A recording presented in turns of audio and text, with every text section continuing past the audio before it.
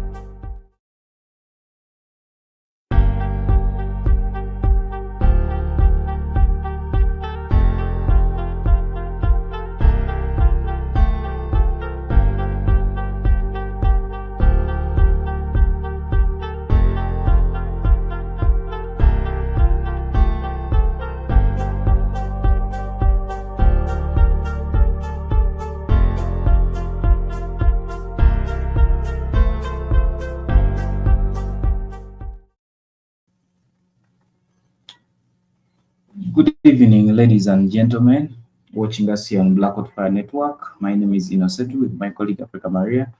We are live in Kampala, Uganda, where we are broadcasting live from. Today is a Monday and it is 25th of November. Yeah, we are remaining like 6 days.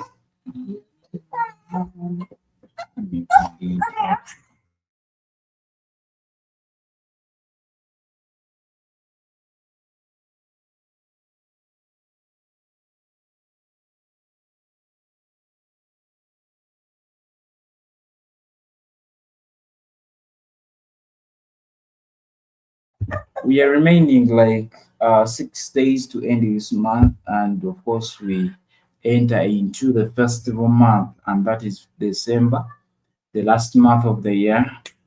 Yeah, today Uganda has been cool, has been nice, has been cool, and has been cool today.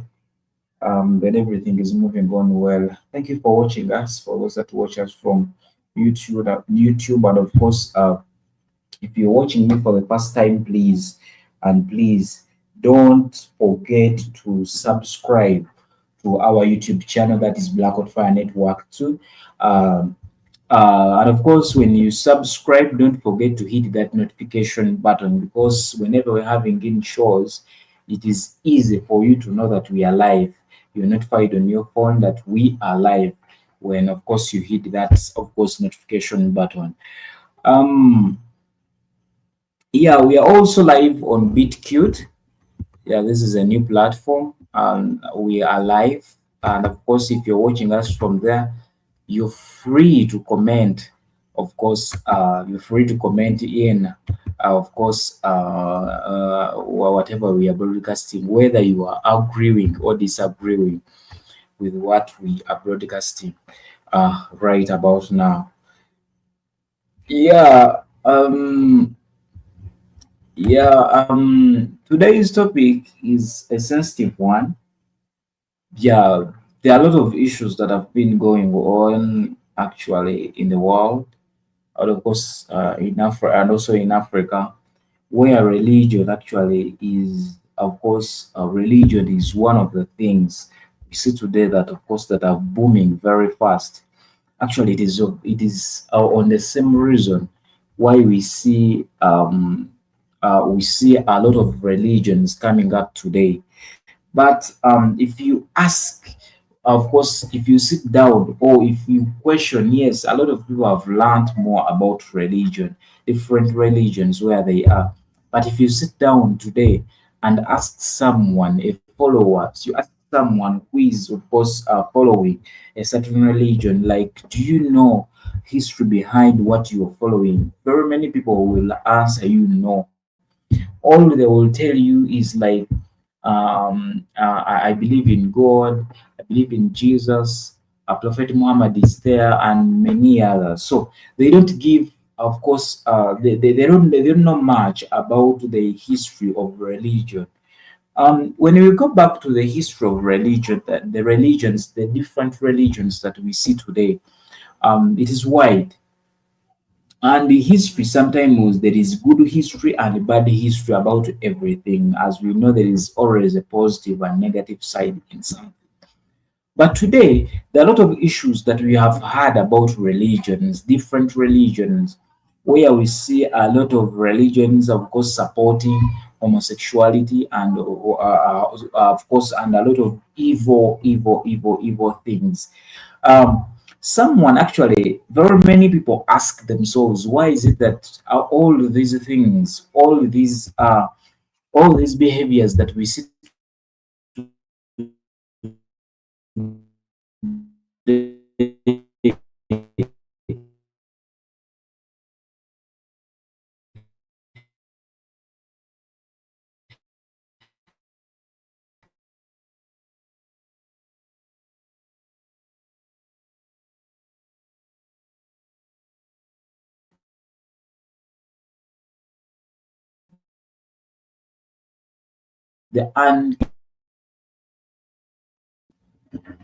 why is it that, of course, it brings a lot of questions.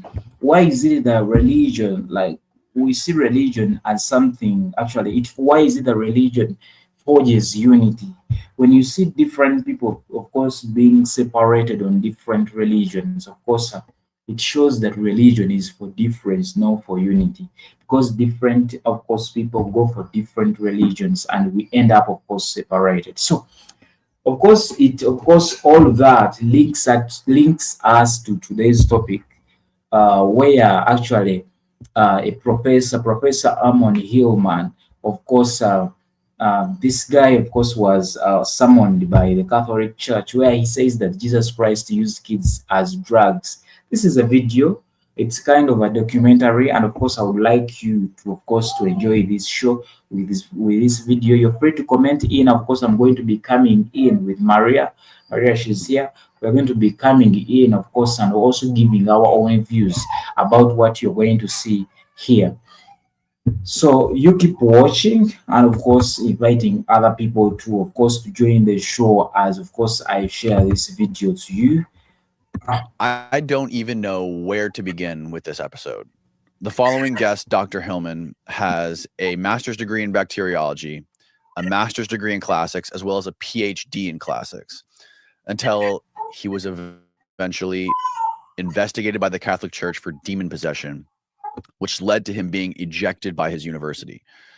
Now, although I did read his book, The Chemical Muse, before we recorded this podcast, it quickly became clear that I was not prepared for what was coming. And I'm still trying to process this conversation weeks after we recorded it.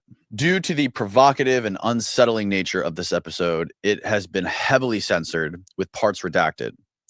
However, we posted the full uncensored version in its entirety on Patreon if you want it. You better buckle up, folks. Please hammer that subscribe button below and enjoy the show.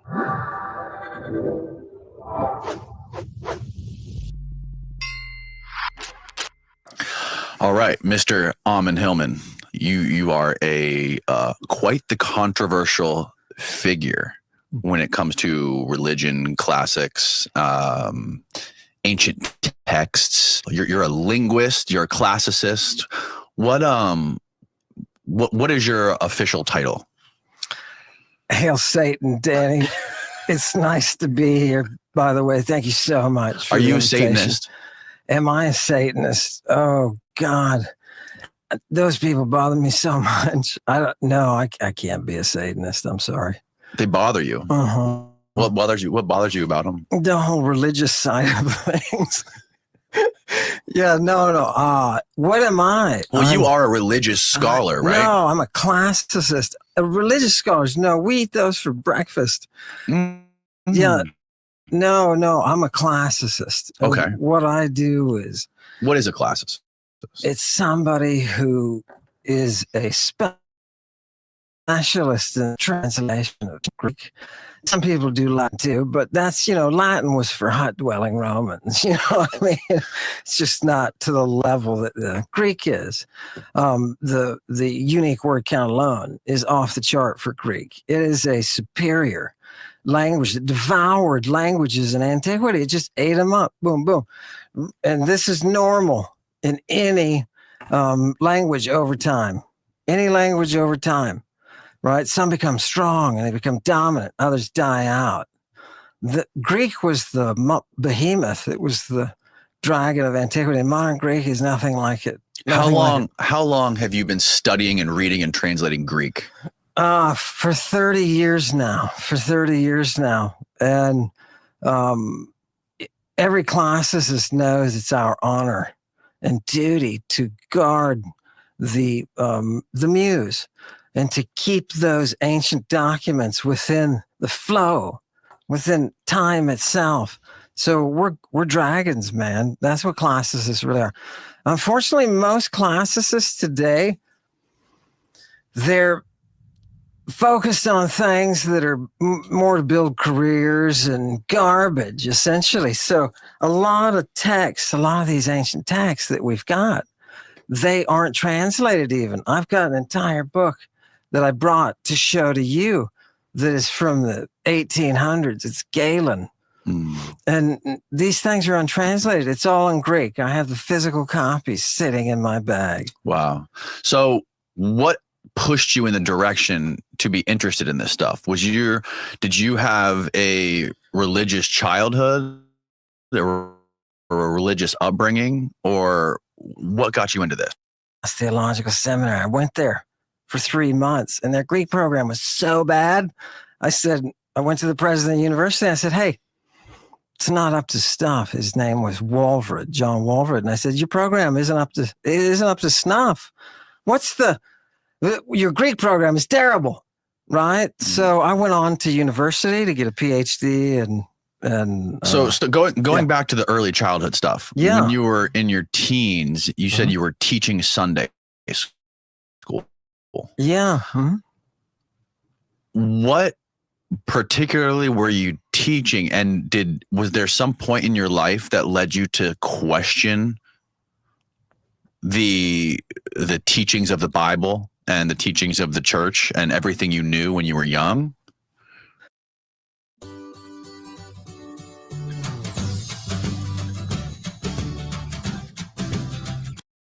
I got there through Aristotle.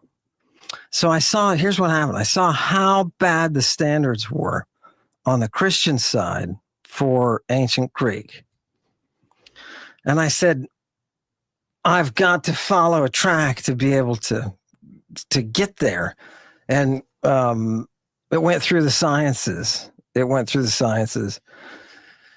I think what happened was, when I was 21, I just cracked. I was reading Aristotle, and the pure, unadulterated glory of his reason. And you're talking about Greek? You're reading Greek? Yeah. What? Yeah. So how did you learn Greek at 21? Because I went to a special high school, first of all. Okay. Shout out to the people from Special Projects. Special Projects? That was its first name. Everybody, you had to test to get into it, right? Everybody that I was around is somehow involved in, military, government, stuff like that.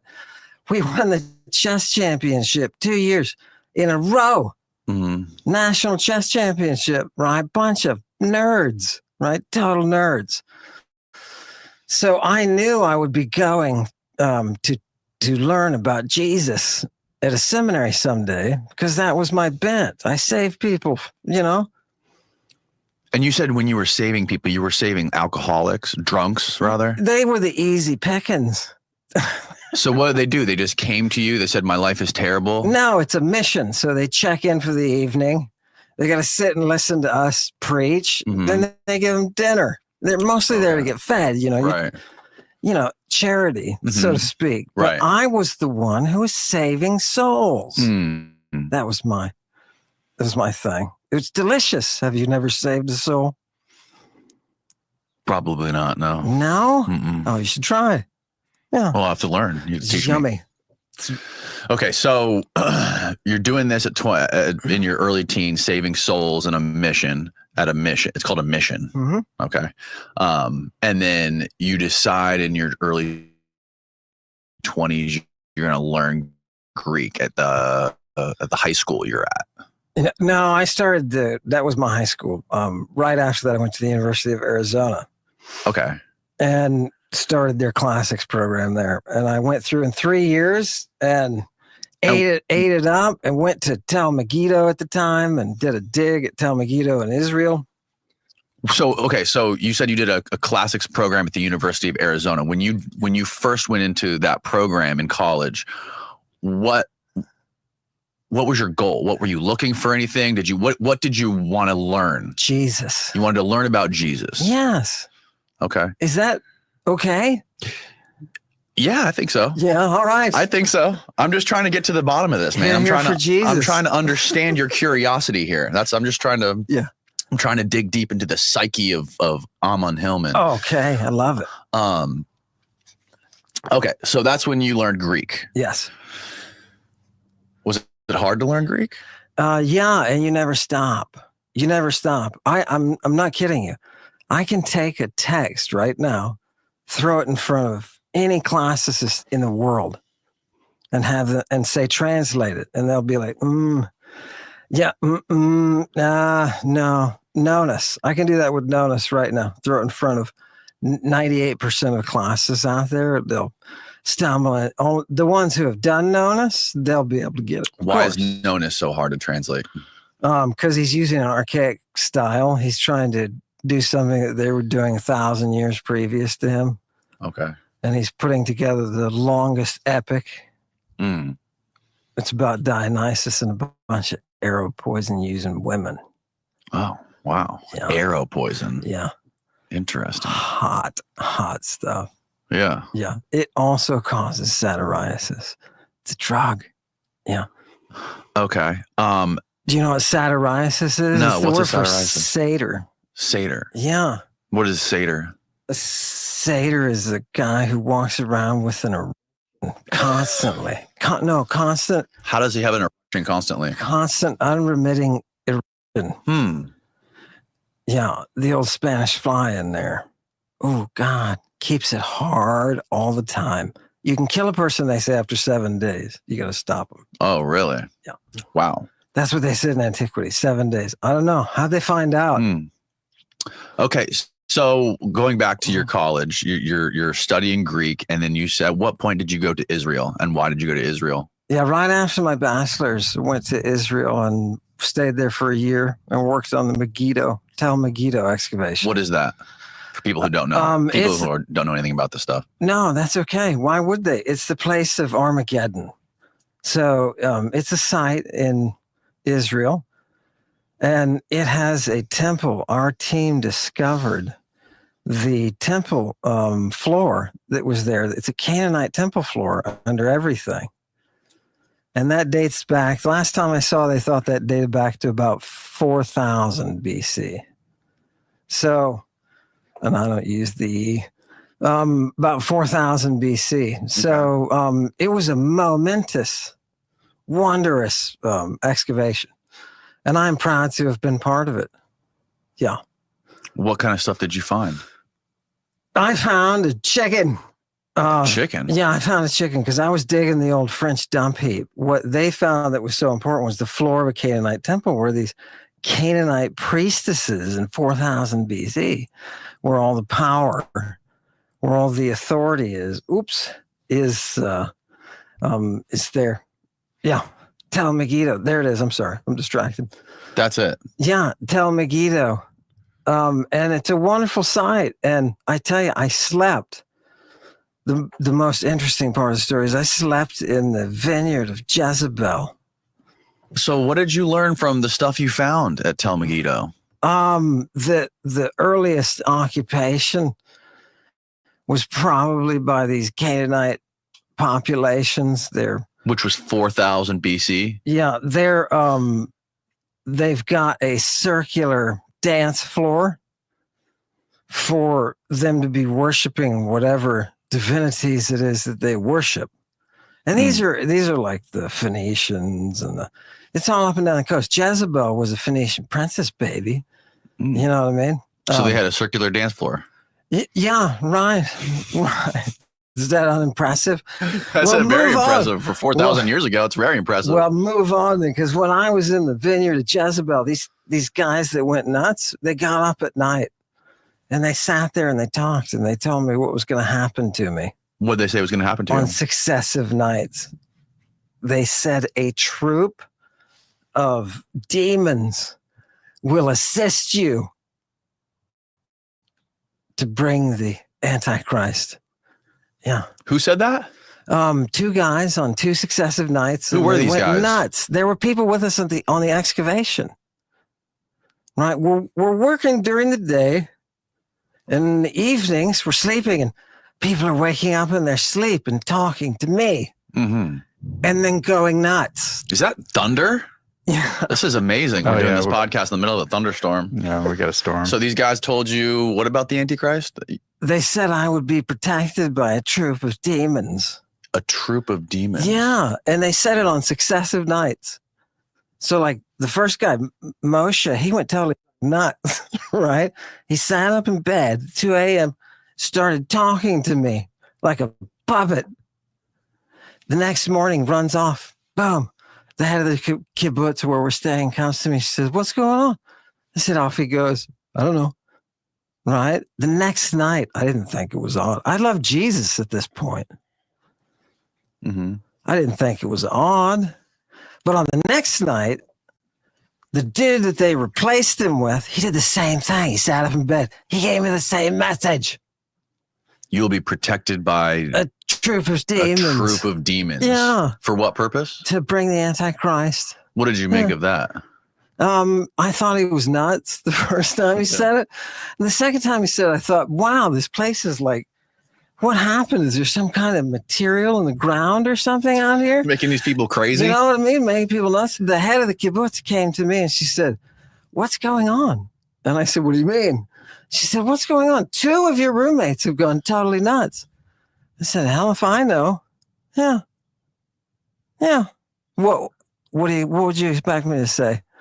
When they claimed that I was able to levitate through doors at the university, and they had a inquiry as to my state of demon possession. When was this? When I worked for St. Mary's University. So this is much later. Yeah. Okay, let's try to stay on track. Let's try to stay like in a wow. You see what happens? Are you sure you're not the Antichrist? There's just a rain cloud that follows him around everywhere. Yeah.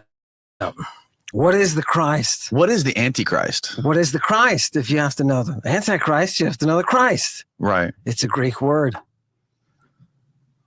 For applying a drug to your eyes so that they may be open. That's what the Christ means in Greek. Yes. It's from the verb chrio, to be stung by the gadfly. Huh. Who's the gadfly? When you come back late from work and dance away. Order Glovo and receive it in it. Who is the gadfly? Yeah, I don't know. Socrates said he was. It's a thing they had going on. Remember, they have orgies and stuff like that. So you better buckle up, right? But what does that have to do with the gadfly? I mean, you think? No, oestrus, to be stung. Oh. It's a state of mania. They call it in Greek, oestromania. Okay. To be in an altered state. Right. Okay. Anyways, let's go back to you're in you're in Israel, right? And you're doing this excavation. You're finding all this stuff. These crazy people come up to you telling you that you're protected by a troop of demons. Yeah. How long did you stay there? And then what did you do after that? A year and a month. Okay. And then I decided, okay, I've maxed out what's my interest here. And came back and enrolled in another program, which ended up, a master's program, ended up sending me to a lab where I cut brains. Cut brains? Yeah. Okay. What were you cutting brains for? To identify neuropeptides. Oh, okay. Yeah. On the science. This is your study in bacteriology? No, it hadn't gone to the Bac-T, but it's what led to the Bac-T. I wanted to bolster my science education. So I did a lot of neuropeptides. What's a neuropeptide? Yeah, it's a peptide that is active in the brain as part of a signaling system. So we talk about communication between the hypothalamus and the pituitary and how puberty is regulated. That was a big one. We were looking for the peptide that brings on premature puberty. Do you hear that? That's those are souls swirling around outside. Dude, that's loud. Yeah. Is that rain? Yeah. Rain or wind blowing the rain. God. So the neuropeptides that were responsible for puberty? Yeah, the onset of puberty. What made you so interested in that? They had a grant for it. It wasn't mine. They had a grant. You just got thrown into it? It's for premature. Yeah, it's for people who have early onset puberty. Okay. Is there a problem with that? Well, hell yeah, there's a problem with that. What's the problem? Now, all that stuff is timed with growth. So if you're... What causes it?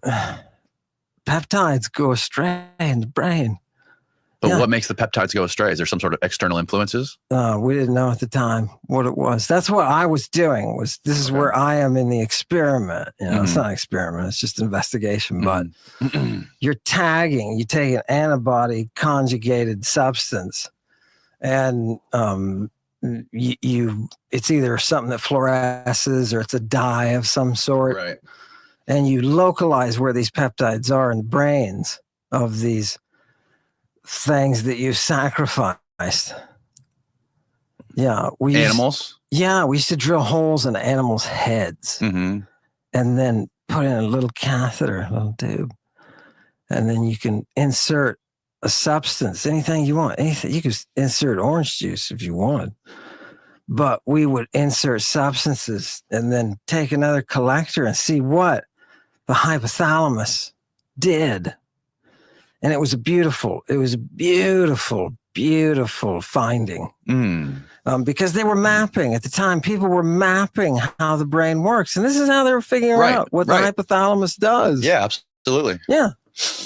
That's interesting stuff. Yeah, I was proud to be a part of it. It was good education. How long did you do that stuff? How long did you do those studies? A couple of years. Uh-huh. No, I taught endocrinology too. Oh, did you really? Well, everybody in the grad program had to. You taught endocrinology? Yeah. Yeah. I did the brain part of it. So, and you had to, graduate students had to. Like the hypothalamus, the pituitary, and the third ventricle, man. You know what that is? What's the third ventricle? It's an open space in the middle of your head. Really? And it's filled with a fluid. It's the water of life. The water of life. Yeah, and this fluid has all. Did people in ancient times try to drink that water of life from people's heads? You know they did. Do you want to see the text? I'm sure the text can verify this. Baby brains, man. Baby brains. Yeah. Yeah. No, they used to bleed them too. Yeah. So what is this, Steve? What are we looking at? This is the third ventricle. Beautiful. Okay. The third ventricle. Is it just, does it say it's just liquid in there or what? Yeah. It's a pristine pool. It's beyond. What is the purpose of it? What is it? What is the function? To carry the messengers. That's the scientific description of what it does. Yeah, actually it is. Yeah. Really? Yeah. Huh. Yeah. because it's communicating with all the tissue that it's overlapping. It's communicating. Okay. And that little special area of the brain, Yeah. there's the 3 ventricles, Right. is like pristine. That has to be the purest, totally beyond the barrier for any sort of infection. Right? If you've got an infection there, you're dead. Really? Yeah. Wow. Yeah. That's interesting. Yeah. Lots of brains. I cut up lots of brains. So, at what point in your life did you start writing this infamous dissertation that got suppressed by the heads of the department in classics when you started writing about the use of drugs in antiquity?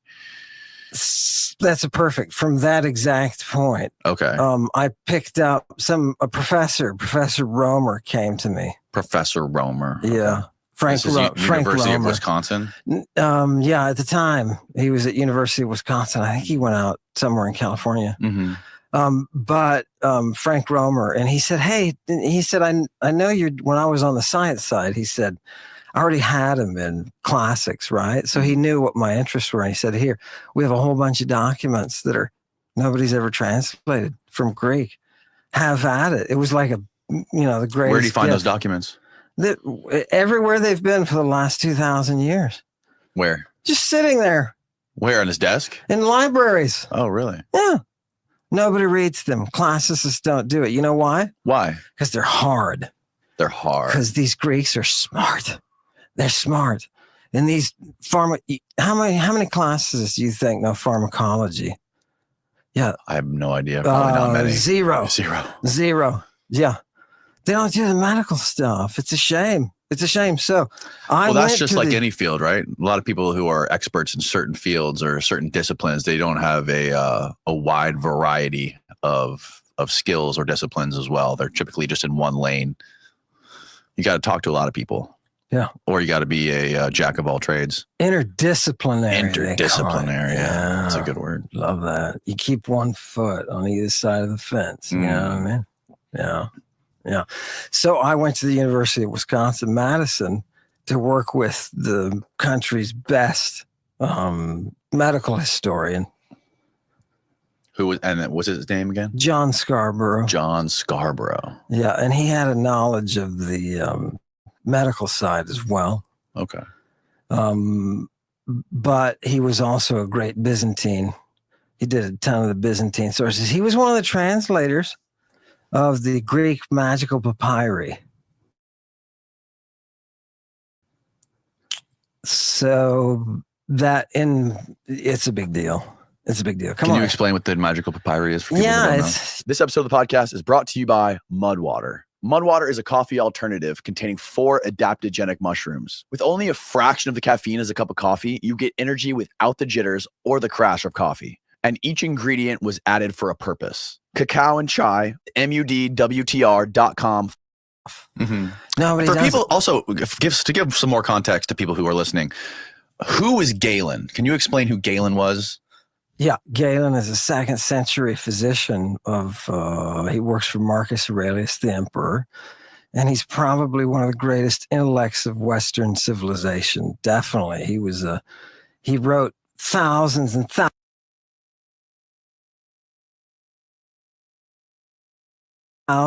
thousands of pages, and probably 10% of it has been translated, if 10%. Wow. And nobody goes near the pharmaceutical stuff. Now, in 2013, I saw for the first time a dissertation was written.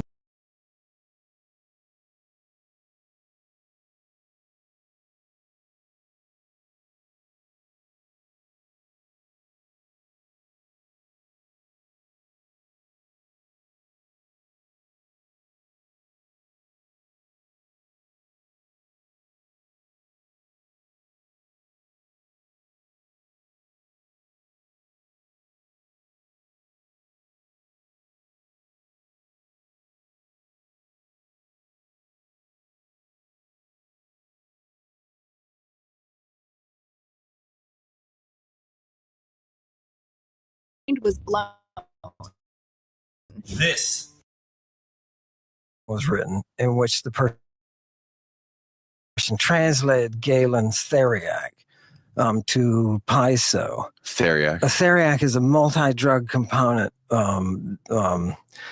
that's used to balance a poison or death bringer, they call them. To balance a poison or death bringer. So like an antidote? Yeah, exactly an antidote. But they called it a galenic reaction, unrelated to the reason of Galen. Oh, okay.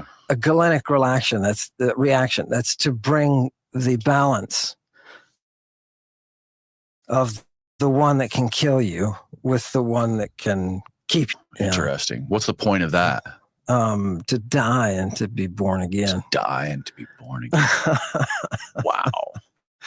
Okay. Yeah. Do you want? How much Galen have you read? Considerable. Yeah, considerable. How many? Give me an idea. Like how many pages? Oh God, thousands. Thousands. Yeah. And he's written how much? 22 volumes at 1,000 each, so somewhere around 22,000 pages. And where does all this literature exist? Like, where is it being held? It's held currently in a book that's sitting out in my. You have all of it. Yeah, I got it from Johns Hopkins. Wow. Yeah, because Professor Scarborough was in with all the book traders, right? And they were like, "Oh shit, Galen has become available." Okay. Can I run out and get Galen? And Yeah, go grab it. Show you. Go grab it. He's got an original Galen book. Here he comes with the original. 1840. This is from 1840. Yeah, what's the date say on it? 1827. There you go. Look, I was not Galen even Opera close. Omnia Kuhn 1827. Yeah, I was off a few years. So open it up and you'll see it's basically Danny, it's a medical text for physicians in in the early 1800s. Right? What are they studying? They're studying Galen. You asked me who Galen was? Guess what? He's the dude who dominated medicine from the 2nd century when he lived until that book that you're holding. Right? This is the last set. you're talking the 2nd century BC, right? Yeah. No. Anno Domini. Oh, okay. Okay. Yeah, Marcus Aurelius. Yeah. This is his physician. By the way, he says in here that Marcus Aurelius is a total dopehead. What language is this? Greek on the top, Latin on the bottom. And the Latin translation is garbage. Right? Wow, man, this is wild. Yeah. Now, what you're holding there is volume 14 of a 22-volume set from Johns Hopkins. As you can see, those bastards put their mark all over it. By the way, isn't that beautiful paper? Look at this. Look at this, everybody. That's centuries old. Centuries. Think about it. Look at that. Right? Oh, it's gorgeous. It's a work of art. It's a work of art. But how many pages is this? 800 pages. 800 pages. Now think about it's volume 14, which is That's one of 14 books. Yeah, it's one of 22, but it is 14, and 14 is all about the pharmacology of the antidotes. And nobody looks into that stuff. And Galen says Marcus Aurelius is a total dopehead. He's on way too much. What was he on specifically? The theriac. It's a combination of plants and animal products that is meant to balance a cult ritual drug called the Black Death. The cult ritual drug that was called the Black Death. Yeah. This is from Nero's library. Right? Okay. Nero has his arch physician get this formula from the East for the theriac. The theriac is meant to balance the cup of Lady Babylon. Okay. Let's go back to, because I feel like we're starting to go down a rabbit hole. It's going to be hard for us to get out of. Yes. So I want to make sure we explain this story in a linear fashion so people can follow it and don't get lost. You're studying Galen, right? And you're working on your dissertation, and what happens next? Oh, so for my dissertation, I did it on Roman pharmacy. Okay, right. And Roman pharmacy. Roman pharmacy. Okay. Nobody's written a work on Roman pharmacy, and I had already done translation and commentary for a master's thesis. That's usually what they give to doctoral students. I had done one for a master's thesis, and I was like, I'm not doing that again. So I'm going to write a text that's just kind of a general Roman pharmacy text so that people can learn about drugs in the ancient world. And the committee told me, take out the chapter on recreational drugs, or we're not going to give you the degree. And so you only had one chapter that was about recreational drugs. Yeah. The rest were all medicinal. Oh, wow. Yeah. But didn't you say that they didn't distinguish between recreational and medicinal? Is that right? No, that's exactly right. We were distinguishing. We do it now, but they didn't back then. No, back then. Things that you and I would call recreational, they didn't consider recreational. They considered medicinal. Right? So curing depression is medicinal process. How long did you spend on this dissertation? Oh, couple of years. Yeah. And then, so there was one specific moment, a date where you had to go in to, I guess, receive your judging on it or get graded on it or get a feedback on it. I have no idea how this process works. So you have to walk me through it. Yeah. So you write your dissertation and you take it before your defense. Before your defense. Okay. Yeah. And your committee there is a group of professors, and usually there's one from outside the department, just so the university stays kind of impartial. You know what I mean? And so it's a committee of professors. Anyway, you present your dissertation to them, and then they tell you, you're terrible. You're terrible. Or they pass you and you get to walk out and say, I have a doctoral degree. So they told me at the end, they're supposed to give a thumbs up or thumbs down, but they didn't give me anything. And I was standing there looking around like, what? Right. And I met with the head of the department and was told, you have to take out the chapter on recreational drugs. And you have to scrub any references to recreational drugs and the rest of the work. And you're fine. Yeah. What was your response? She said, the Romans just wouldn't do such a thing. This is the head of the department. And by that time I had seen so much stuff that the Romans were doing. I was like, oh my God, I understand what's going on. They're building a ceiling that we can't get beyond, that doesn't exist. We should be able to go right through that thing. With these texts, we can do that. Anyhow, so I took the material and I sent it to Macmillan. I just scrubbed it, and then I sent it to Macmillan.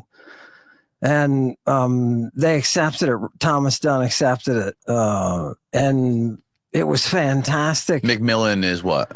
It was St. Martin's Press. Publishing company. Yeah, it used to be publishing company, St. Martin's Press. Yeah. Okay. Yeah. And that's what became the book, the famous book that you created, The Chemical Muse. Correct. And once you decided to scrub the chapter from your dissertation and any sort of reference to drugs whatsoever, and then they accepted it and gave you your PhD. Any references to recreational drugs. Recreational. Because there are a whole bunch of drugs all over it, right? For healing, right? I mean, drugs that you use in anesthesia. Right. What did they use? Fantastic. What was the response after your book, The Chemical Muse, was published? The Bryn Mawr Classical Review came out, which is the big reviewer. And a European professor, French, came out and said, this book is dangerous. He said it shouldn't be read at any university, anytime, ever. And he was like, what year are we talking? Oh, this was 2008. Wow. 2008. Okay. And so it was roundly ignored, put into the guy said, this guy obviously has a drug agenda. Just like, no, let's just talk about the drugs, because they don't read these texts. Now that same journalist has gone and talked to the aforementioned Bryn Mawr Classical Reviewist. And now they're writing a book, and it's about shamanism, all the same stuff, all the same material. It's because they didn't know it. Mm-hmm. And you were the first one to sort of uncover this stuff and make it known. I was not the first. I would say I was the one who took it and took the big picture of it. I was the first one to bring the science side. Who was the first one? Over Carl Rock. Carl Rock. Yeah, no, because he said they're using something in the Eleusinian mysteries. Right. He was already looking at, he didn't have any problem with the concept that he coined, entheogens. Right. These are substances that are in theos that bring that divine being into you. Mm-hmm. It's a whole class of drugs they were using. They were using. Have you ever had any conversations about Carl Rock with the stuff that you discovered and this, the stuff you talk about in the Chemical Muse? Yeah, I've had the pleasure. Once the Chemical Muse was published, they sent it to Dr. Rock for review consideration, because he's the only one who had been on the list of people who had talked about drugs, and he got shamed. He got completely shamed. Well, look, it seems like this idea and the idea of drugs being used back then is becoming more and more accepted. I mean, you got people like Brian Mararescu and Graham Hancock. I think Brian's new book's his latest book is The Immortality Key, where he talks about the mystery cults of Eleusis and the ergot. Yeah. I know Brian. Oh, really? Yeah. How did you guys meet? Professor Rock sent him to me to get the medical stuff. So you guys spoke about when he was working on his book? Yeah, we had a couple of interviews before when he came up with the idea. Gave him a couple of interviews about what the sources are and what the extent of the stuff is. He said, "Do you mind if I mention you and Joe Rogan?" And I said, yes, go ahead and do that. But if you do, you have to mention that Jesus Christ was arrested in a public park with a boy at 4 a.m. screaming, "I'm not a trafficker." You made sure you told him he needed to say that. To say that exact phrase. And so, so he didn't. So he chose. Yes. Yeah. Right. Look, I mean, it was really interesting to me reading your book, and I was really gripped by what you've sort of uncovered, which it makes a lot of sense when you really think about it. That life back then, life in antiquity was terrible, and people didn't die from heart disease and from diabetes and from old age like they do today. They died from hand-to-hand combat and plagues and famine. Yeah. And to live back then was a miserable existence for the most part. Infant mortality was like 50%. Yeah.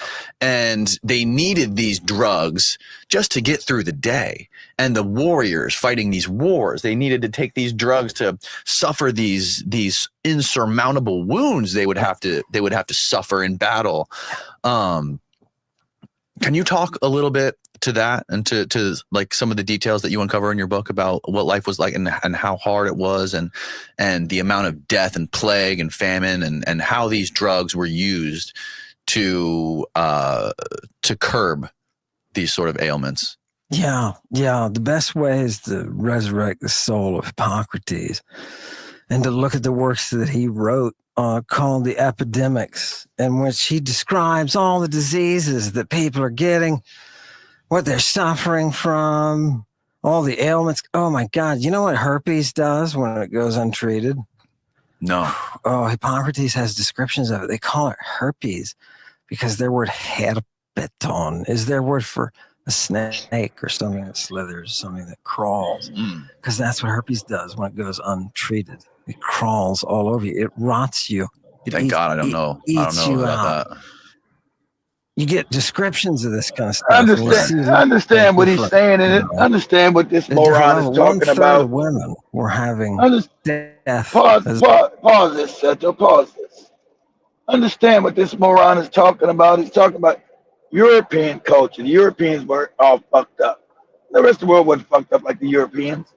The rest of the world was constantly at war and battle and dealing with famine.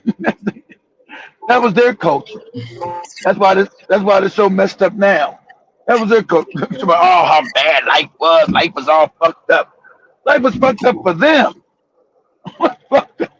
Life was not bad. The average lifespan of an African was 150 years. Their average lifespan was 35.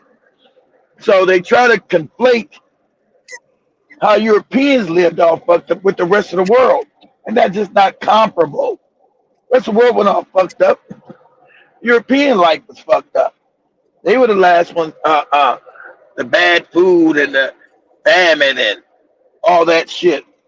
They don't get a decent lifestyle until they start invading everybody 500 years ago. They come out of Europe invading everybody because their life was fucked. They leave Europe because their life is fucked up. People starving. There's plagues everywhere. They've had plagues everywhere. What plagues everywhere on the planet? Their life was constantly dealing with plagues. And the mystery teachings he's talking about came from African people. When they were trying to learn about, what is the spirit, what is the soul, and what is it defined as? What is the reality of existence? So that all came from the mystery teachings that they blew up and burned down to the ground because they started creating these dumbass religions. This stupid Christianity and this dumbass Islam. So they want to hide the truth because for them, they want dominance and power. Dominance and power is more important than truth for them. So that's where you get these goofy religions come out. That's why all these religions are new. None of them are over 2,000 years old. None of them. So they're not even in ancient times. None of these religions go back to BC. They're all AD religions. So they're all new. So that's where you see the Europeans starting to become a dominant force really 500 years ago. But you have other individuals like the Asians coming out of Mongolia. I guess you call them Asian European mix. What you call the Turks, Coganics coming out the Central Asian steppes. They're a mixture of Mongolian and European, like a hybrid race. So as they get dominant, all this knowledge gets burned down or hidden. But they needed drugs because they were always fighting each other. They're warmongers. They never had any civilization that didn't descend into war all the time. They didn't have a bunch of wars fighting around Africa. Just a lot. So that's why African history is completely different. Africans go back into it and say, "Oh, life is so miserable. It's hard to live." Africa is abundant. Africa doesn't have any non-food. Africa is abundance. It's the breadbasket of the planet. When nobody's starving in no damn Africa. You can grow food anywhere. Nobody's starving in no damn Africa. Africa's filled with food. But go ahead. So that's their experience. Don't conflate their experience with the rest of the world. You thought their books come out of their fucked up experience. Europe was fucked up, not Africa. But go ahead.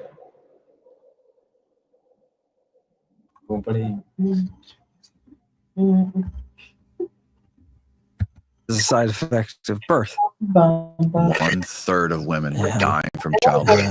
The problems are bleeding. Right. They're constantly trying to control bleeding. With drugs. Oh, miserable. And, about 1/3 of the population of the youth from in the late teens, that's getting eaten off. that's getting eaten off.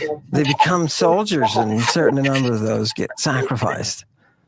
Right? It's not a cheapness. They don't have there isn't a sense of futility. It's looked at as a sacrifice. And what point in history are we talking about? Oh God, as far back as the Bronze Age, all the way down to about Byzantine. The Bronze Age is what, older than the 5th century? Yeah. Oh, I'm sorry. In the best time of Bronze Age, it was late Bronze Age, around 1200 to 1100. 1200 to 1100. Yeah, that's where some of these oldest texts that you've read come from. Yeah, the Mycenaean Linear B stuff comes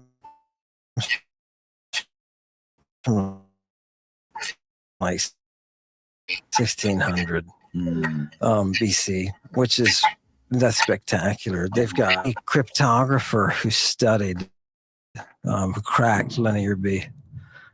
And in it, we have the name Dionysos. He's the son of Zeus, the thunderer. And it was a gorgeous, gorgeous world to be able to follow that. But that's where the Greek can take you. Sign up for courses now. Well, let me ask you this. How, and this is sort of like broad strokes questions. Yeah. How did your development of your understanding of these ancient texts and reading this ancient Greek and even the Hebrew, everything that you've read, how did that change your perspective on religion and Christianity and Catholicism? You were raised what, Christian or Catholic? I love Jesus, man. I was, I don't know. What was your family? Baptist. Baptist. Okay. Yeah. Okay. Yeah. So Catholic is Christian. What is this moron talking about? Were you born Christian or Catholic? The first church is the Catholic Church, you white moron. That is Christian. They come from a sensibility. You don't know what he's talking about. Well, did you grow up Christian or Catholic? The first church is the Catholic Church, idiot. Go ahead. Go ahead, Santo.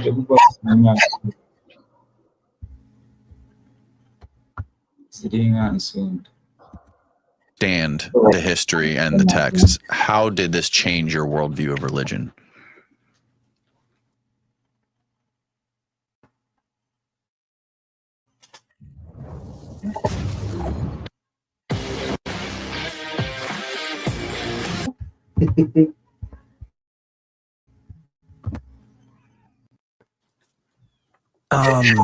And what sort of like misconceptions did you have that were shattered by this understanding? I had a long-term relationship with a muse. So the whole time that I'm developing this educationally, oh, look, I was just going to bring the Antichrist. Oh, it's happening, guys. The Antichrist is coming, everybody. Tornado warning. Don't bring him yet. Okay. Hold him off. Okay. Hold off Zeus. These that you're reading and that you're translating, are these the original sources of religion, of Christianity and Catholicism and baptism and all this stuff? Is this like the originals? Yeah, this is the language that held that, all of those texts. So the New Testament's all written in ancient Greek, right? What you call the Old Testament, and I'm going to shock people with this one. What you call the Old Testament, which people say is written in Hebrew, right? Which is not a language that I work with. I had to take a little bit of modern Hebrew when I was there. Pause it. And pause that. There's no such thing as ancient Hebrew. That's what he's learning. Hebrew is Greek, guys. No such thing as any ancient Hebrew. Hebrew is Greek. Modern Hebrews, we're talking about, that were just created 100 years ago for these fake Jews that they got running around here. So there's no such thing as ancient Hebrew. It doesn't exist. That's what he had to learn. Hebrew is Greek, and the Greeks got their language from the Africans because the Greeks didn't have no language. The African wrote the Greeks their language because they didn't have any syntax. They didn't have any language. They didn't have any writings. They couldn't read or write. They were illiterate people. You don't get any Greek language until they come into Africa, into Kemet, or what you call Egypt today. And their writing style is now giving that'd be 300 BC. And so the African takes their syntax and puts an alphabet behind it. And so we know the first Bible comes out of Africa called the Septuagint, the Book of 70. And that's why that's in Greek, because there was no Hebrew language. This is the creation of these fake people called the Hebrews. It never existed. It never existed in history. It's made up. That's why I was going to tell you there is no Hebrew. There's no Hebrew version of any Bible because they didn't exist. The Africans created the first Bible called the Septuagint, written in Greek, because the Greeks wanted the history of Africa and all things African. So that's what they did. So what they did was really just traverse what you call the ancient Sumerian text coming from the Anunnaki. So that's why most of the Bible is similar to the Anunnaki text, going back thousands of years before any Bible nonsense. Go back to the Sumerian African text of the Anunnaki. What's this moron doing?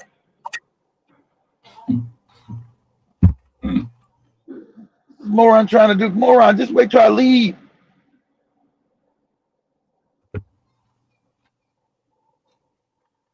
There's always got to be an idiot. If you hit me, it's going to be a lot of money. You're going to have to pay me a lot of money if you hit me, dummy. Just go to another parking space down there. If you hit me, you're looking at you hit me, going to cost you a lot of money. Going to cost you a lot of money, dummy. All right, go ahead, Seth. Continue.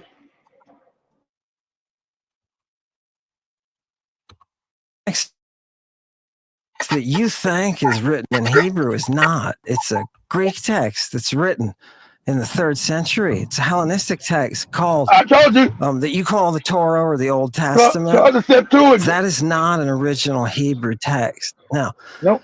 How can I say that? What we have is the Septuagint that I'm talking about. Exactly. Pause it. Told you. Pause it. Pause it. Told you. Hey, pause that. Anything the white man said or I said, I told you it's called the Septuagint. I told you it's 300 BC, the 3rd century. He's got that right. I already know. I've already studied all this for years. So it's called the Septuagint. Exactly.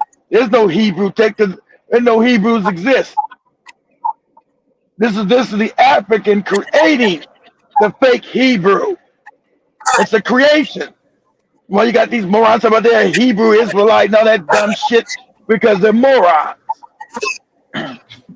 They don't understand history. Most African people globally don't know history. I do. So when this guy, it's called the Septuagint, I told him he was going to say, it was the Greek. And the Greek language is still not created by the Greeks. It's created by the African. That language was created by the African. So this is when the creation of the Hebrews are coming to existence, because the Africans just write some made up shit and give it to the Greeks. You got motherfuckers running around thinking they were Hebrews and Israelites and all kind of nutty shit. Go ahead, Seto. And Greek Old Testament. Mm-hmm. Okay, it's the oldest form that we've got. Okay. Okay, the whole big deal about the Dead Sea Scrolls was they said, we from Hebrew, because none of it survives. 1,000 word, ancient Hebrew, 8,000 word, unique word count language. Okay. Which puts it in the realm of something you could expend by the end of your breakfast. 8,000 words. That's not a lot. Okay. And the Dead Sea Scrolls were all in Hebrew? The Dead Sea Scrolls were fragments in Hebrew and fragments in Greek. And everybody assumed, this is the original in Hebrew, right? Because now we're following church history. You and I live in a time in the time stream. We live at a time when we think that there was an original Hebrew text of the Old Testament. But there wasn't. It doesn't exist. Doesn't exist. Right? It And wasn't. to show people the Greek, because what's it the was proof? because it was made up. And you know what What's the proof is? Pause. The Pause proof is that. when you Pause read. that. Pause that. Pause that. The proof is linguistically. There's a science called linguistic, guys. Where you can always trace back every language on the planet from its beginning and where it came from. So what they call ancient Hebrew, it's not. It's Greek. So because we can trace the Hebrew back to the Greek. So the Greek is older. So that would mean that the Greek came before the Hebrew. So all the things are lies because Greek culture and Greek language didn't exist going back to the biblical scriptures that they said happened at that time. There was no Greeks at that time. So linguistically speaking, hold on, guys. Let me get some water. Oh shit. So linguistically speaking, we know that ancient Hebrew is Greek. Comes out of the Greek language. So meaning that they created a fake language to create a fake history. That's what the Africans did. The Africans did that. Okay?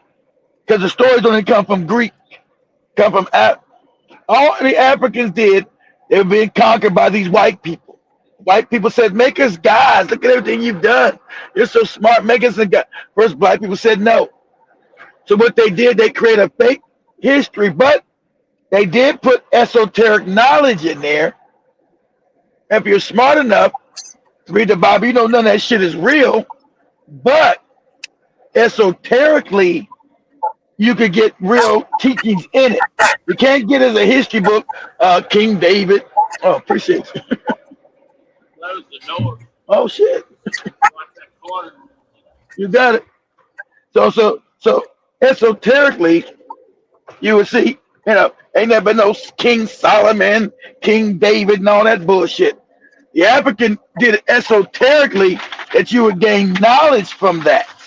You would understand that these people didn't exist, but the stories that they gave you, if you understood deeply, if you were spiritual, you would know there were certain attributes dealing with life lessons. You weren't supposed to take it literal. These are real people, unless you're stupid, and most people are stupid. You're supposed to get smart and say, oh, I see what the Africans did. I see what they did. Oh, okay. They put a certain story into this, and this is how this works. Yes, that's how it works. So, and so later on, about 600 years after that, you have Constantine, the emperor of Rome, said, man, I like all these stories. I like all this zoo shit.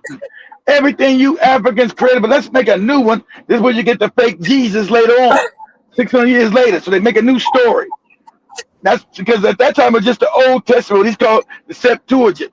Now we're gonna make a New Testament and merge it together with the Jesus being the son of this Old Testament shit. It's all made up. It's all garbage.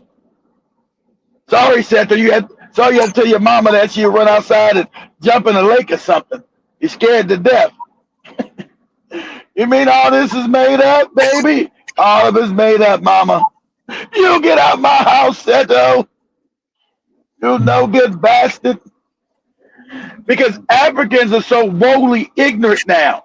African is made so ignorant. All your leaders are ignorant too. They believe in this group. Almost African leaders are morons. Absolute morons. Because they were educated in a colonial system that kept them stupid. So most of your leaders in Africa are dummies. They're morons. They don't know how the world works. They don't know any real history. Oh yeah, number 70. It's in the Bible. It's in the Bible. It's a grown ass man talking about some shit in the Bible. It's got to be. It's in the Bible. It's in the Bible. Like what? This motherfucker crazy as cat shit.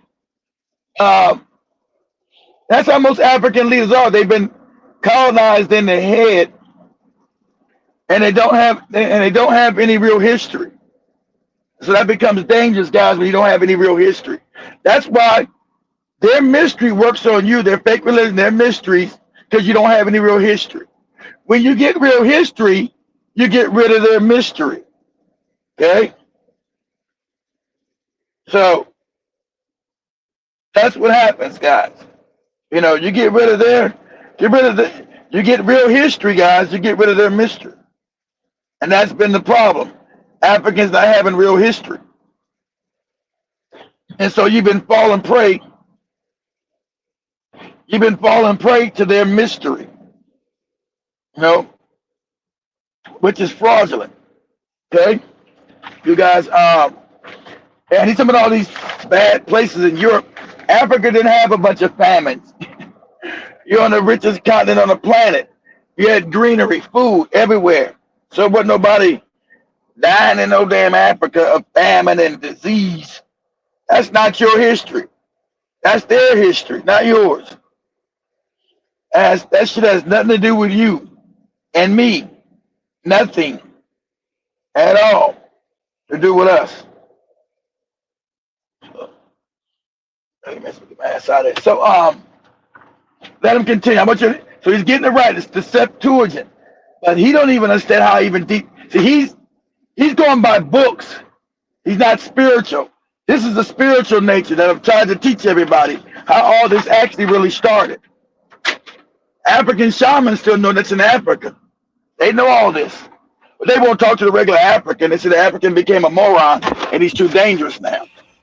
They say the African became stupid and he's too dangerous because you start telling white people what, you know, white people have been around Africa looking for the true shamans to see how, because they got the real knowledge.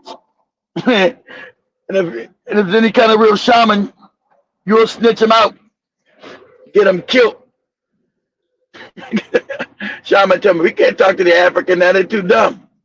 They got to get some more, they got to get wisdom again. They're too stupid right now. They are asleep.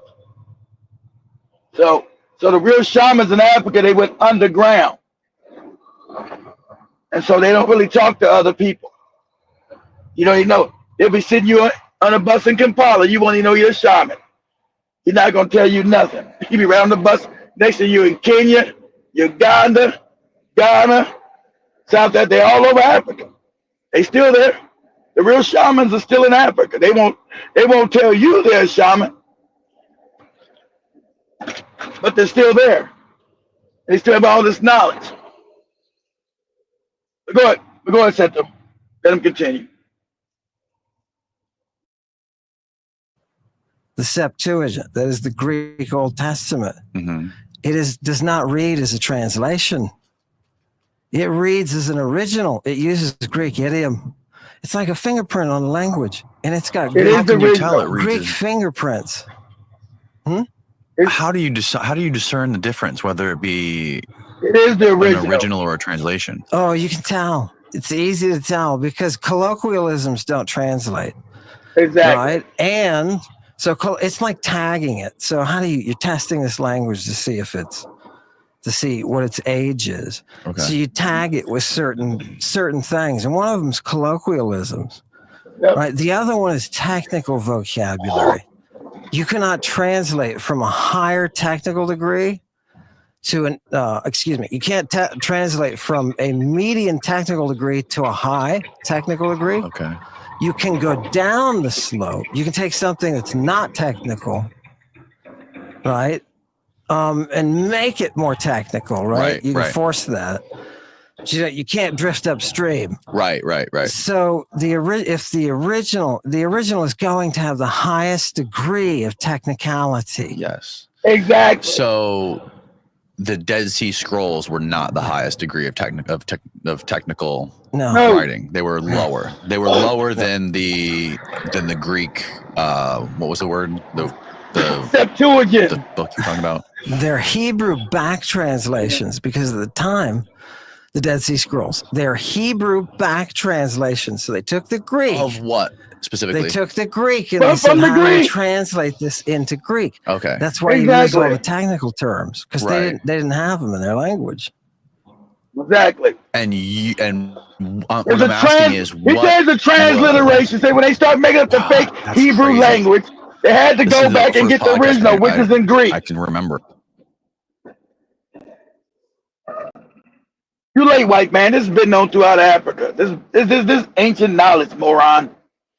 They had to go back and transliterate it and try to put it into a Hebrew form because that's where the lie comes from. These Hebrews, they was in Africa, slaves. That's all a lie. All of it's a goddamn lie. It's all a lie. All these goofy movies they make, fake ass movies. And they don't make them black. They try to make all these white people in Africa, all these white people, Egyptians and Hebrews. No, that time Northeast Africa was all African. Sorry, all Bantu people. Not even the mixture you got there today. At that time, they were all Bantu people. All of it. All of it. So, you know, all these lies have been told through history. It's crazy. So yeah, they transliterated the Septuagint into Hebrew. As you say, you can easily find what is the original language it's written in.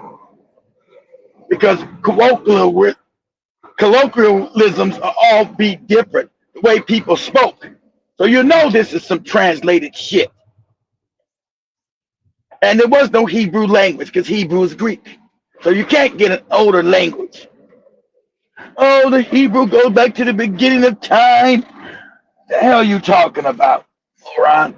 Because God got the Hebrews. Hey, idiot. That's all made up, dummy. It's made up. You don't know any real history. There's no damn God talking no motherfucker named Abraham in no fucking Hebrew, stupid. It's made up. Non-existent.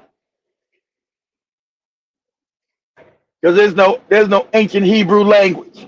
Comes out of the Greek, which was created by the African. But go ahead, Sedo. Where the lightning has been this crazy, this loud.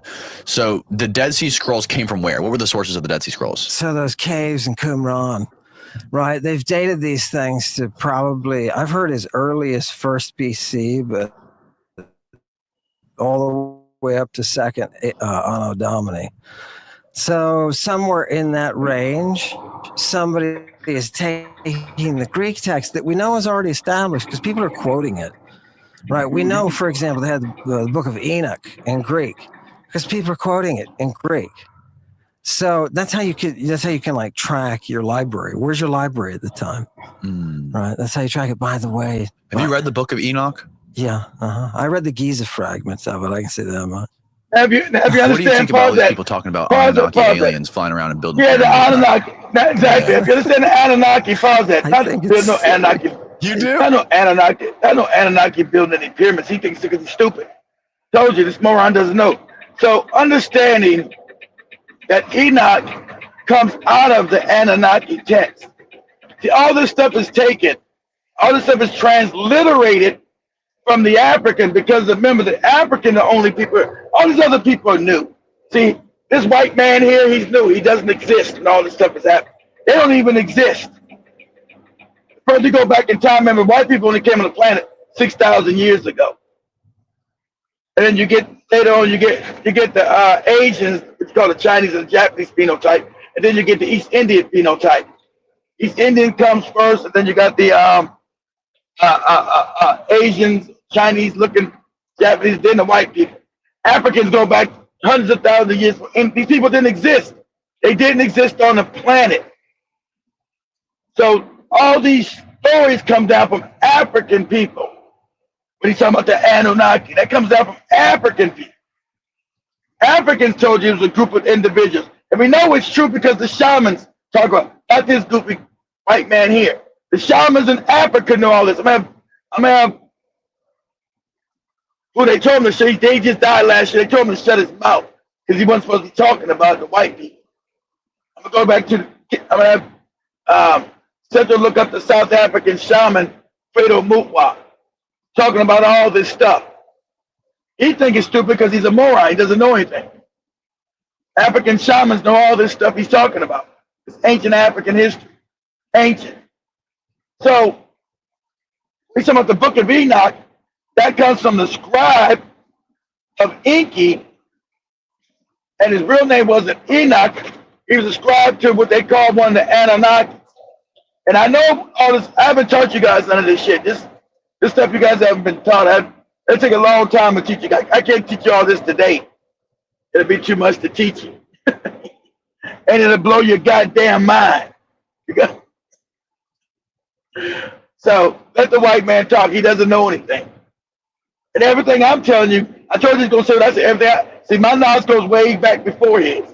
And everything I'm telling you is first-hand shaman knowledge that I've verified. I'll verify for you guys later, but not this show. But go ahead, Sento.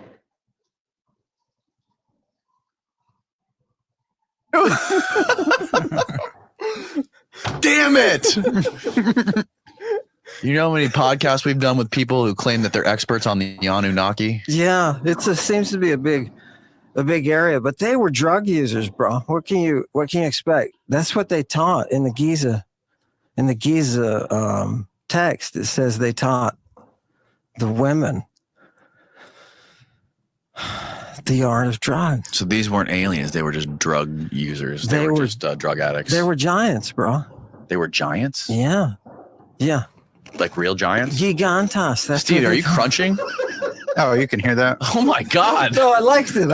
It's this is the ASMR podcast. There's stimulus everywhere. They taught them the drug craft. That's what the text says. And you don't understand, man. They've got Medusae at the time. You say, wait. Go back to giants. Yeah. What are you talking about, giants? That's the Greek word, gigantas. Giants meaning physically they were huge people? No. Okay. Right? No. They had a superior knowledge of the drugs, and they had a group of women who were called the Medusae. And the Medusae could hit you with a drug on an arrow and paralyze you. And then they would take you and do things to you. Mm. And that's how a group of these women functioned. That's how they hunted. They hunted men. You can imagine the society. Women that hunted men. Yeah, you have to kill 3 men in order to get married. Huh. Yeah. And they don't really marry you. They just farm men. And when is this? What time period was this? This is Bronze Age, late Bronze Age. Bronze Age. Mm-hmm. It's like 1200, the peak at 1200, say BC. 1200. This is when the great queen Medea is around.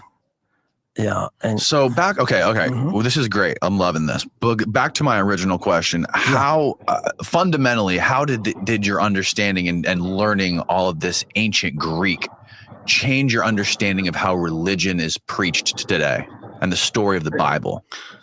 It's a fairy tale. Yeah, it's a fairy tale. What they teach now and do now is not even a hair's breadth of semblance to what they did originally. Yeah, you don't understand. A mystery is not a word that means a question or something you don't know. Right? The mystery is the performance that brings you through death back into life. And once you've been initiated into that environment, you're given keys, things to open up, a way to decode what's being said so that you understand what's at the higher level. Now, if you're like Jesus, you do that with 12 children.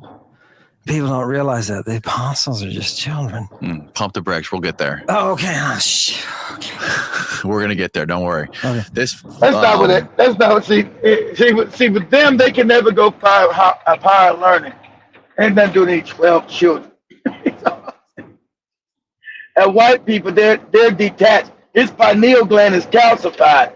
So he doesn't understand there's another realm of knowledge coming from source, coming from spirit. So he takes little information and think they mean it literally. And now these are just children. No, the disciples had nothing to do with them being children. It's astrological. Okay?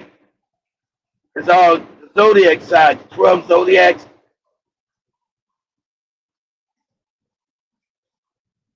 And what form of light you come into this existence under. And they're doing these children, but they'll get some of it right, but most of that shit he said is absolutely wrong. And easily proven wrong. Easily proven. Because his mind cannot go where his soul has never been. Because he doesn't have any spiritual side to him. To understand that the physical is an illusion. I'll do that show this weekend. I hope my stuff comes. If people ask me to do the double slit test and how everything is an illusion.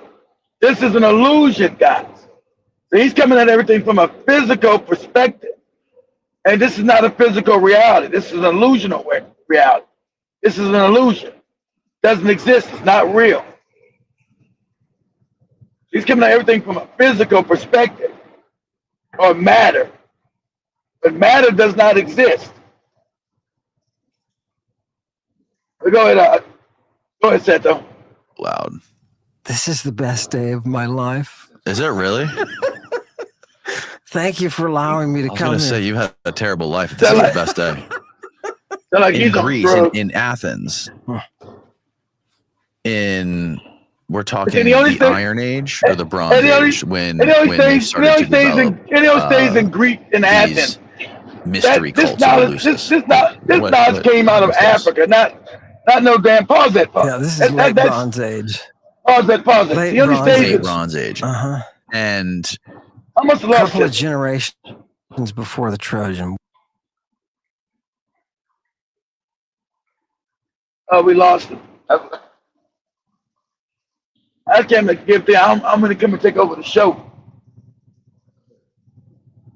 War. a couple of generations before the Trojan War. And this is when they were experimenting with these drugs that would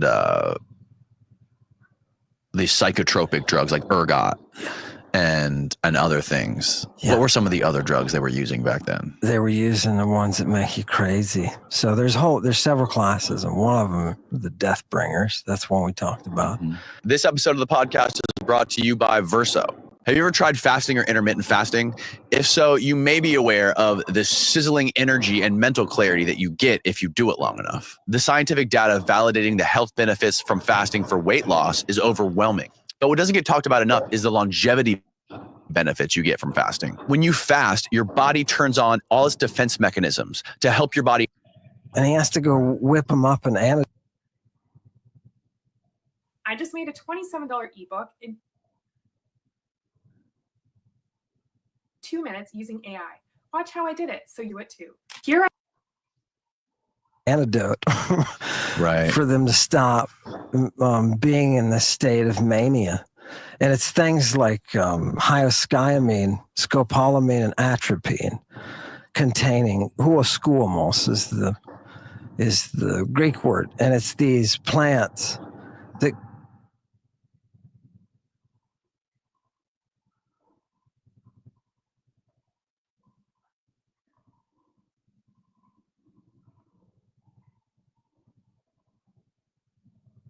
contain these substances that, you know, they found them in hair, painted on hair because they're offerings. And what was the what did they gain by taking these drugs, and what sort of what did they learn? What sort of enlightenment did they achieve? And what was the ends to the use of these drugs for them?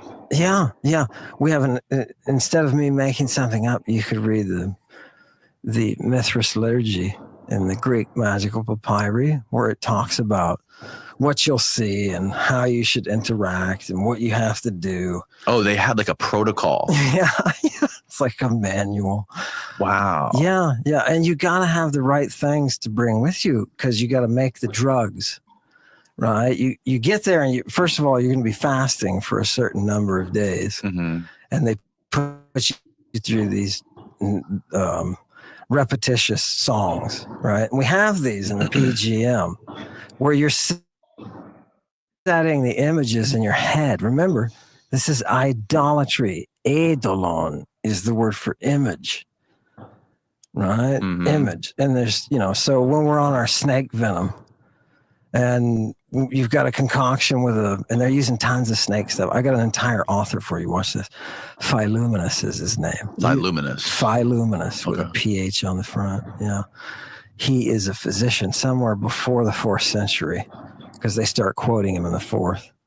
And he's a physician who talks about the venoms. I've got a couple of slides of him. He talks about the venoms that are used. Some great stuff. By the way, snake venoms were used as mind-altering drugs, or they were used as antidotes. They were used as medicines. Medicines, right?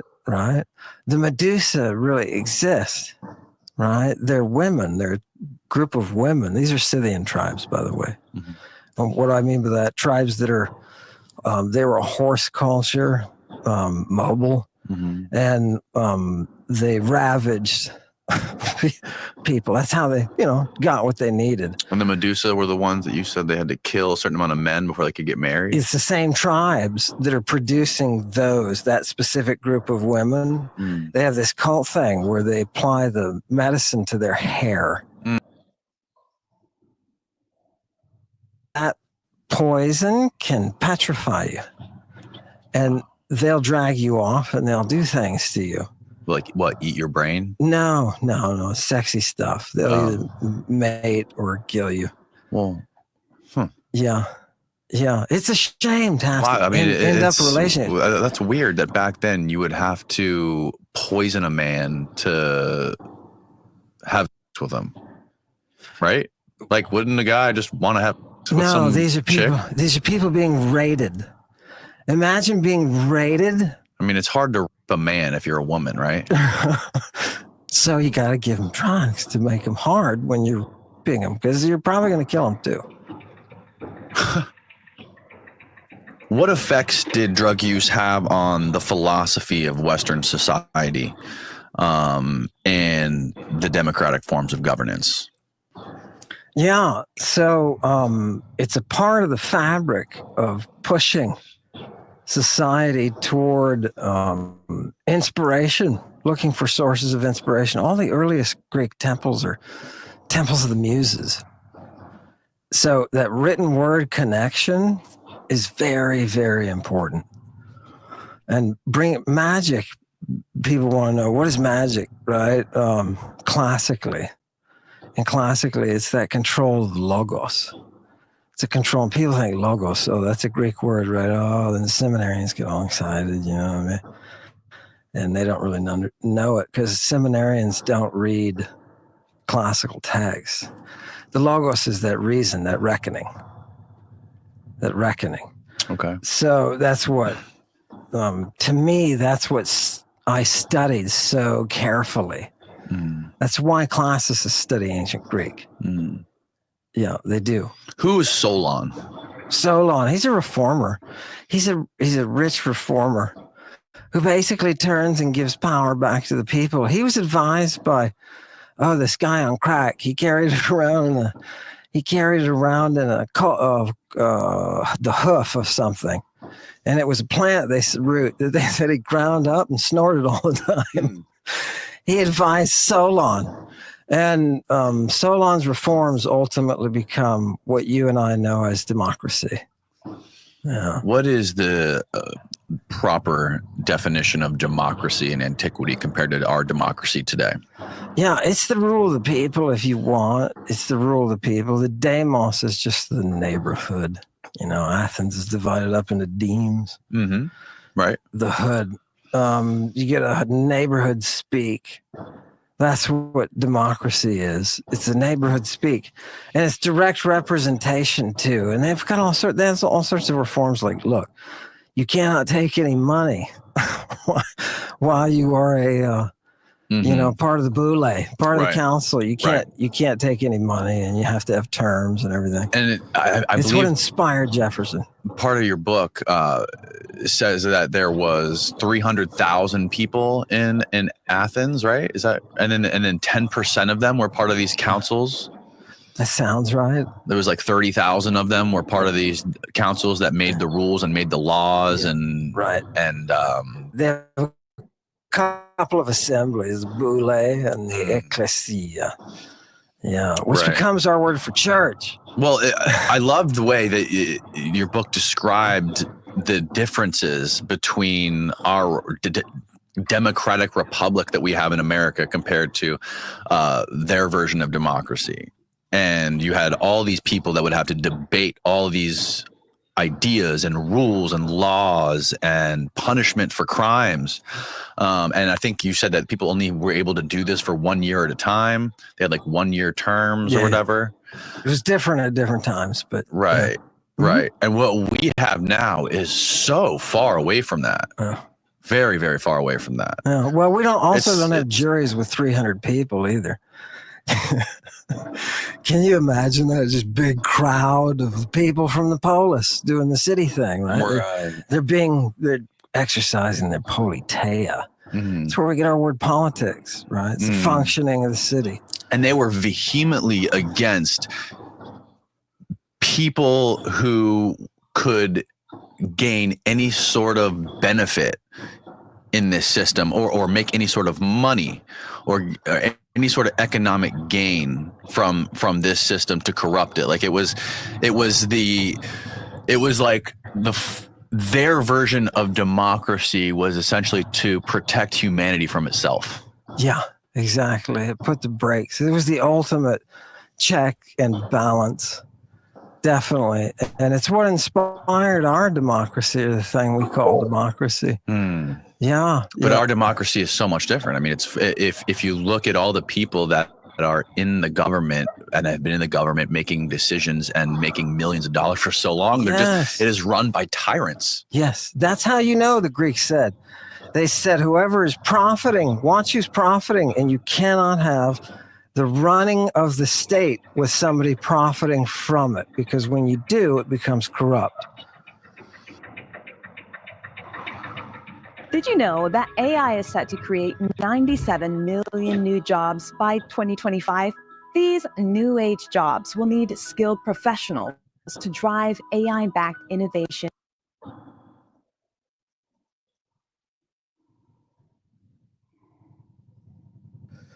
They knew that you have to keep that government sacred. You have to keep it sacred. Right. Yeah. And Solon was one of the originals responsible for the creation of democracy. Yeah, well, yeah, things that led to ultimately what you and I would say, voila, democracy. And how long did this last?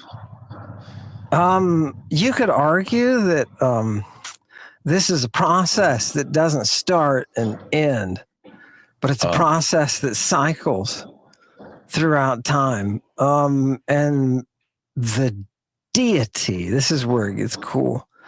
The deity that we put on the hill is that warrior girl.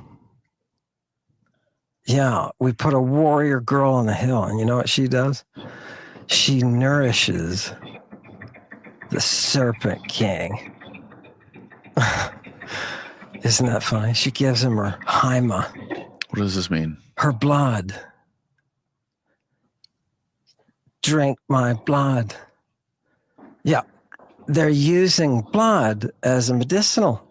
Yeah, the Virgin Queen. She's the one who raises that Serpent King. Yeah, no, they've got him. You can go to Athens today, go to the top of look for the Erechtheum on the top of the place and be like, where is he? Where's the Serpent King? He's there. Who is the Serpent King? Stephen, can you find this guy? Look for Erechthonius. Right? Erechthonius? Yeah. Erechthonius. He's from the ground, baby. Chthon. When Jesus is on the cross and he's like, I am thirsty. Sabachthon. All right. That's what Jesus said when he was on the cross? Yeah. Is this in the Bible? Yeah. Oh, really? Yeah. Why would I make this up? Well, I'm not saying you're making it up. I'm just trying to distinguish the difference between what's in the Bible and what's in the text. And I assume that they're drastically different, right? No, I will give you the hardcore evidence. What is the difference? It's just the text. I'm just going to bring you a Greek text, and this is from the biblical Greek text. My question is, what is how big of a gap is there between the original texts and the Bible people read today? Mm-hmm.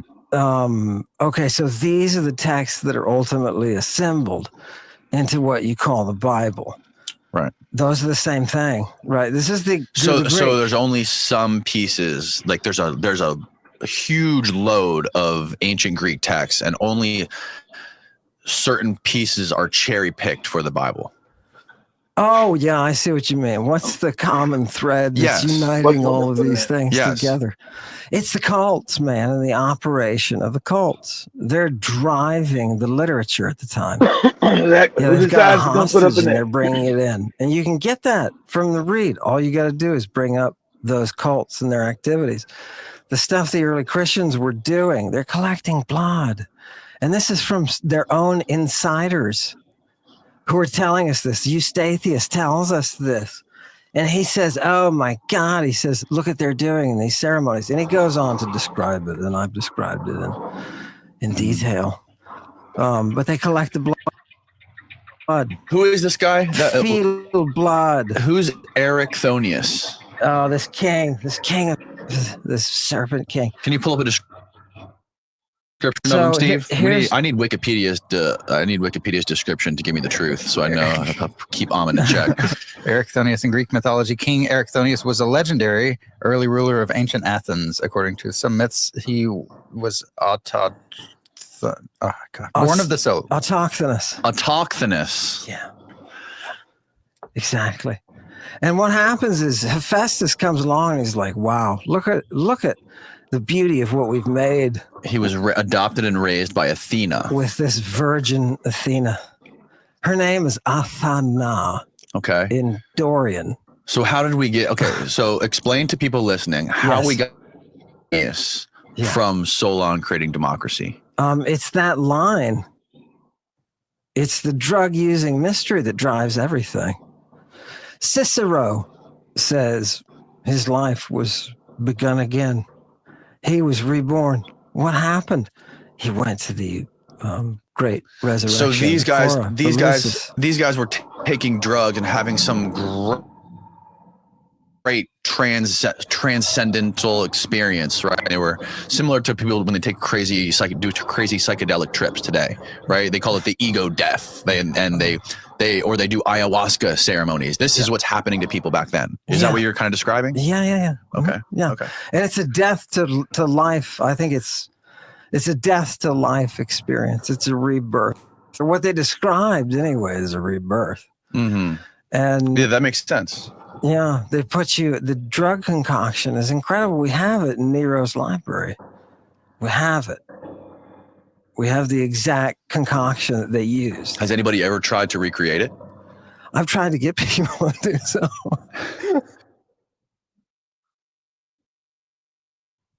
Have you asked Hamilton to try to recreate it? He said, give me the formula. So I did. Mm-hmm. And he's got it. Could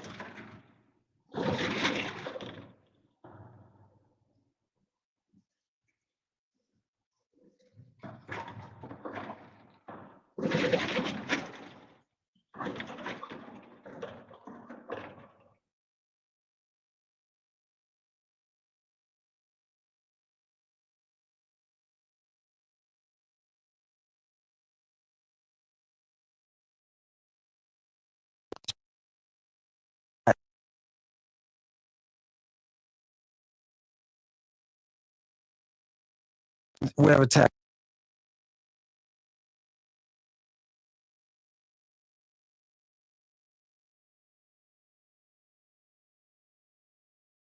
Word they use in